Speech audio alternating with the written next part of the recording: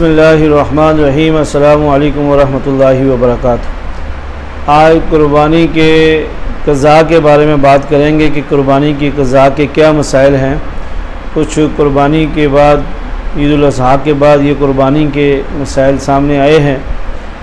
अगर किसी पर कुर्बानी वाजिब थी और वाजिब होने के बावजूद उसने कुर्बानी नहीं की और 3 दिन गुज़र गए तो उसको कुर्बानी के पैसे जो है सदका करने का हुक्म है, तब उसका ये कफ़ारा अदा होगा। और अगर वो जानवर ले आया था, बकरी थी, बकरा था या कोई बड़ा जानवर था और वो देने के लिए लाया था और 3 दिन गुज़र गए वो नहीं दे सका, तो 3 दिन के बाद वो क्या करेगा कि उस जानवर को ही सदका कर दे। अगर मसला नहीं मालूम नहीं था, 3 दिन के बाद ज़बह कर दिया, तो फिर उसका गोश्त सब गरीबों को बांटेगा, ना कि अमीरों को देगा। मालदारों को बिल्कुल देने का हुक्म नहीं है। अगर रिश्तेदारों के अंदर गरीब हैं या और इसके अलावा गली महल्ले के अंदर या और हज़रात अगर गरीब हैं तो फिर वो गोश्त गरीबों को देना पड़ेगा और अमीरों को बिल्कुल देने का हुक्म नहीं है। अगर जानवर मर गया या कोई और मसला पेश आ गया तो फिर अगर साहिब नसाब है तो फिर उसको जानवर ख़रीद कर भी कुर्बानी करने का हुक्म है, और अगर वो साहिब नसाब नहीं है तो फिर उसको हुक्म नहीं है।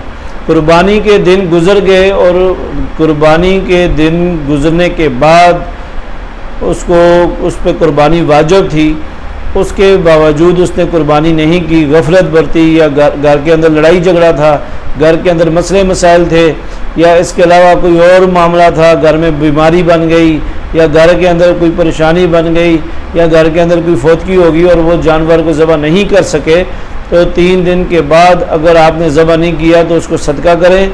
अगर न वाक़फ़ी के अंदर इल्म नहीं था, 3 दिन के बाद आपने ज़बह कर दिया तो फिर वो सारा गरीबों को बांट दें, गरीबों को सदका कर दें, और उसका यही हुक्म है।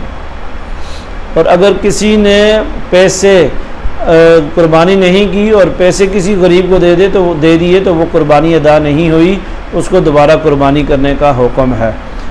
अगर कई सालों से एक शख्स पर कुर्बानी वाजिब थी और वो कई सालों से कुर्बानी नहीं करता था, अब उसको कोई खुदा का खौफ हुआ या उसके अंदर एक अमली ज़िंदगी आई और वो चाहता है कि मैं कुर्बानी करूं, तो उसके लिए ये हुक्म है कि हर साल की कुर्बानी के हिस्से के पैसे वो सदका करेगा।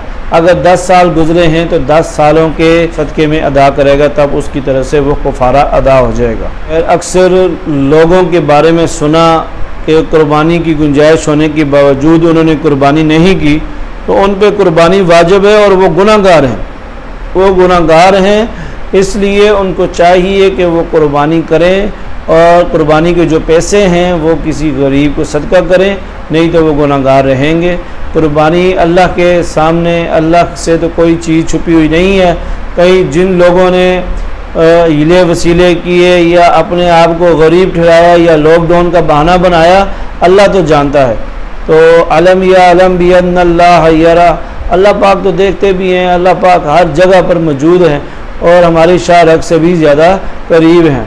इसलिए अगर किसी ने साहिब नसाब होने के बावजूद कुर्बानी नहीं की तो वो उसका कफ़ारा अदा करे, वो कुर्बानी के बराबर के पैसे गरीबों पे, फ़कीरों पे तकसीम करे, उसको सदक़े में दे और तब उसका कफ़ारा अदा होगा।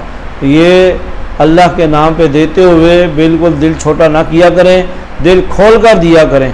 गरीब आदमी को भी आप सल्लल्लाहु अलैहि वसल्लम ने गरीब से गरीब आदमी को भी सदका करने का हुक्म दिया है। ये एक तरह का सदका होता है, और जो लोग दिल खोल कर जो है खुशी के साथ अल्लाह के नाम पर ये कुर्बान करते हैं, ये जानवर ज़बह करते हैं, अल्लाह पाक उनको कभी नहीं देता। चाहे जोग भी है, उनकी सिर्फ नीयत खालिस अल्लाह की रज़ा हो, अल्लाह पाक बढ़ा चढ़ा कर दुनिया के अंदर उसको इनाम अता फरमाते हैं, रिज़्क़ में बरकत अता फरमाते हैं और मसले मसाइलों से महफूज रखते हैं, बीमारी परेशानियों से महफूज रखते हैं।